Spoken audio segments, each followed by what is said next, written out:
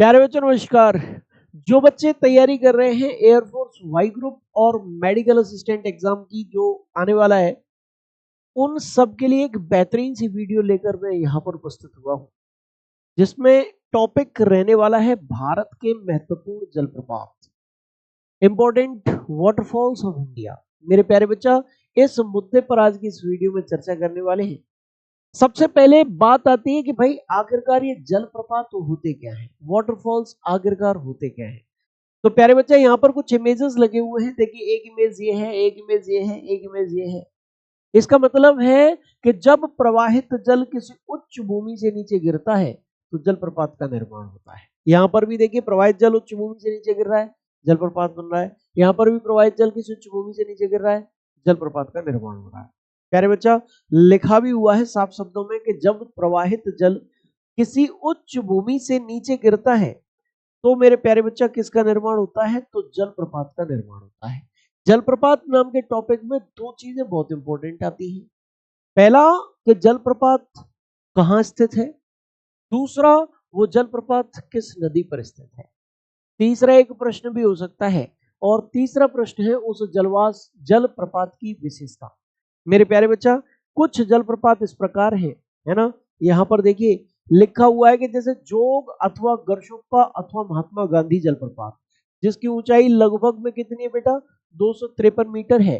किस नदी पर है, तो शारावती नदी पर है। किस राज्य में है, तो प्यारे साथी कर्नाटक राज्य में ये जलप्रपात जो है वो हमें देखने को मिलता है। तीन नाम है इसके, जोग जलप्रपात, और इसी को कहते हैं गरशोप्पा जलप्रपात, और इसी को महात्मा गांधी जलप्रपात के नाम से भी हम लोग जानते हैं। एक जलप्रपात है भाई शिव समुद्रम जलप्रपात, ये किस नदी पर है, कावेरी नदी पर है। और ये किस राज्य में है, तो कर्नाटक राज्य में है। मेरे प्यारे बच्चा, ये रहा आपका कर्नाटक राज्य। तो क्वेश्चन किस प्रकार से आ सकता है भाई कि शिव समुद्रम जलप्रपात कहाँ है और किस नदी पर है। आप आंसर लगा देंगे फटाफट से। राइट आंसर क्या है, कुंचिकल जलप्रपात। मेरे बच्चे, एक क्वेश्चन आपसे पूछा जा सकता है कि भारत का सबसे ऊंचा जलप्रपात कौन सा है। प्यारे बच्चे, आंसर होगा कुंचिकल जलप्रपात, जिसकी ऊंचाई लगभग में 455 मीटर है, और ये वराह नदी मार्ग पर स्थित है। कर्नाटक राज्य में मेरे प्यारे बच्चा इसकी स्थिति है। इसके बाद अगर हम चर्चा करें प्यारे बच्चा, एक जलप्रपात है नौक्कलिकई जलप्रपात, जिसकी ऊंचाई लगभग में 340 मीटर है प्यारे साथी, और ये मेघालय राज्य में है। अब आपने सोचा होगा कि भाई गुरुजी इसकी नदी नहीं बताई आपने। मेरे बेटा, मेघालय वो राज्य है जहाँ बहुत वर्षा होती है, बहुत वर्षा होती है। तो अत्यधिक वर्षा के कारण जब पहाड़ियों से प्रवाहित जल नीचे गिरता है तो इस जलप्रपात का निर्माण हो जाता है। हर जलप्रपात नदी से संबंधित हो ऐसा कोई जरूरी नहीं है प्यारे बच्चा। चित्रकूट जलप्रपात मेरे बच्चा है इंद्रावती नदी पर है, छत्तीसगढ़ राज्य में है। छत्तीसगढ़ राज्य की सीमा कहाँ है भाई, ये वाली सीमा जो है छत्तीसगढ़ राज्य की है। और ये इंद्रावती नदी किसकी सहायक है, तो प्यारे बच्चा ये गोदावरी नदी की सहायक है। इतना भी आप याद रखिएगा।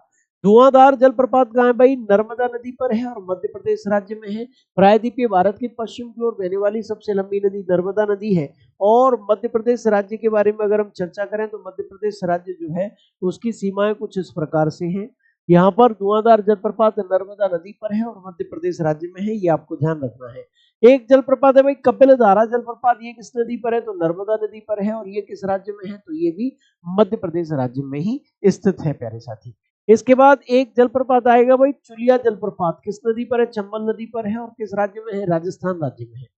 चंबल नदी मेरे बच्चा जो बीहड़ों के लिए फेमस है, जिसने बीहड़ों का निर्माण किया है, जो घड़ियालों के लिए फेमस है, जो यमुना नदी की सहायक है, उस नदी पर है, राजस्थान राज्य में है प्यारे बच्चा ये।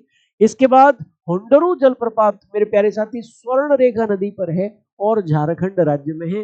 ये स्वर्ण रेखा नदी वही नदी है जिसके रेत में सोना मिलता है प्यारे साथी। और आज की क्लास में जिस लास्ट जलप्रपात की मैं चर्चा करने जा रहा हूँ वो है गोकक जलप्रपात, घाटप्रभा नदी पर है प्यारे साथी, और कर्नाटक राज्य में ये जलप्रपात जो है वो स्थित है। घाटप्रभा नदी तंत्र पर ये स्थित है मेरे प्यारे साथी। इस प्रकार आज मैंने 10 महत्वपूर्ण जलप्रपातों की चर्चा आपके साथ की है। उम्मीद है कि जलप्रपात क्या होता है और इनसे किस प्रकार के क्वेश्चंस आते हैं, इस छोटी सी वीडियो में आप लोगों को समझ में आ गया होगा।